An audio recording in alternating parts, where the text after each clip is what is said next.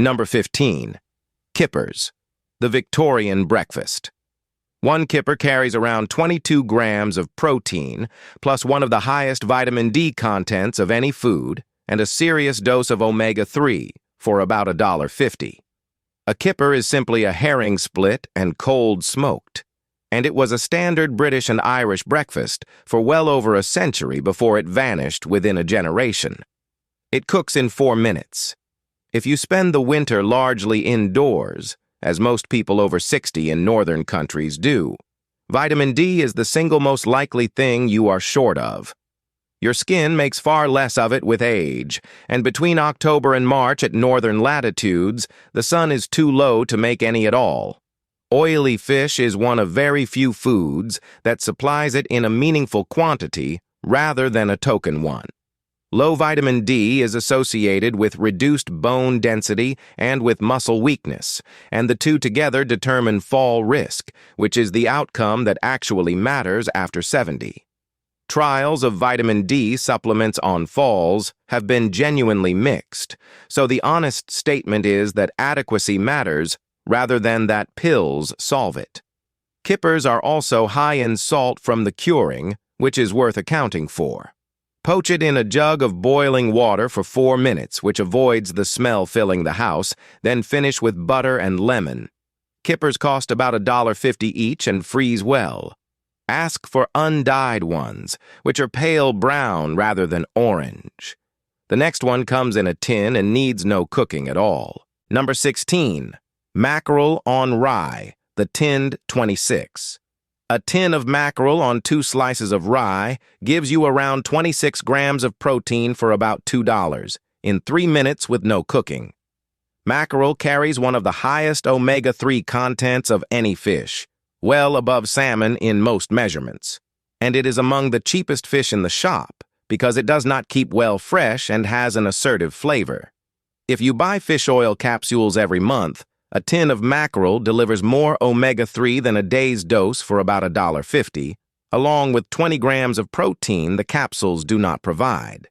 The research consistently finds stronger results for eating oily fish than for taking the isolated oil, which suggests the whole food matters. 2 tins a week costs less than a bottle of capsules. Mackerel is exceptionally rich in EPA and DHA, the 2 long-chain omega-3 fats involved in regulating inflammation and in forming brain and eye tissue.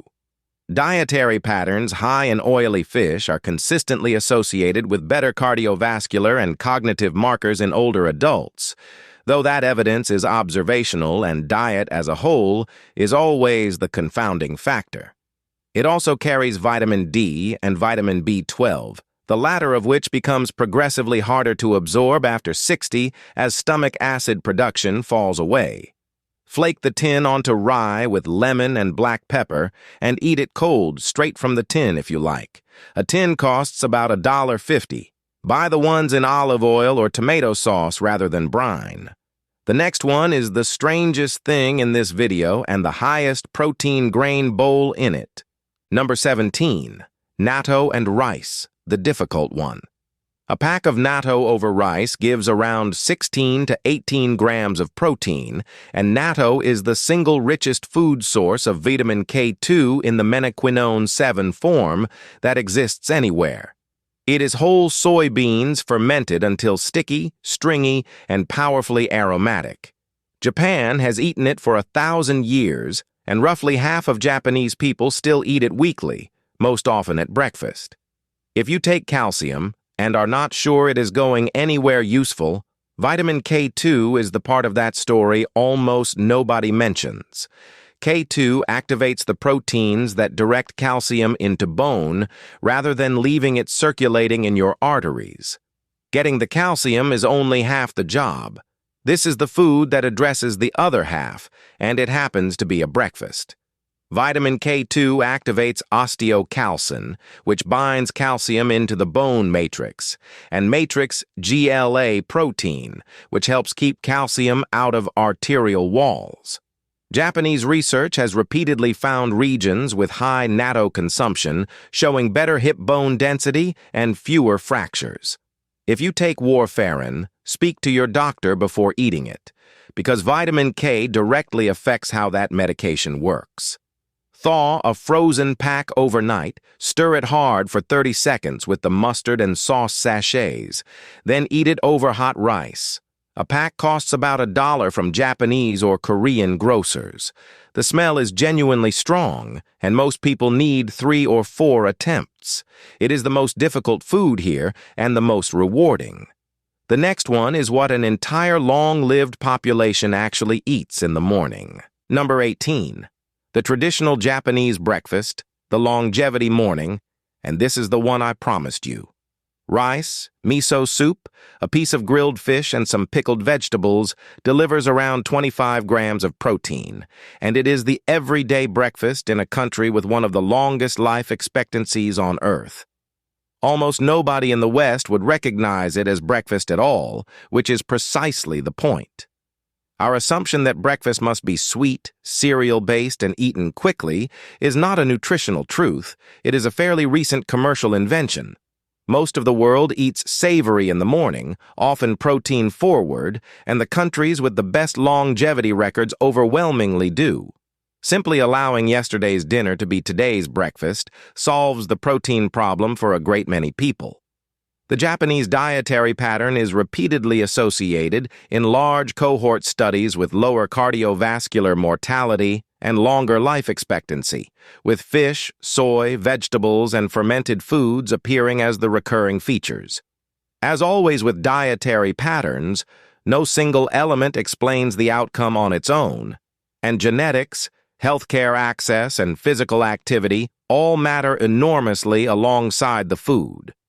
One genuine caution worth stating, this pattern is high in sodium from the miso and the pickles, which is a real trade-off if your blood pressure is already raised.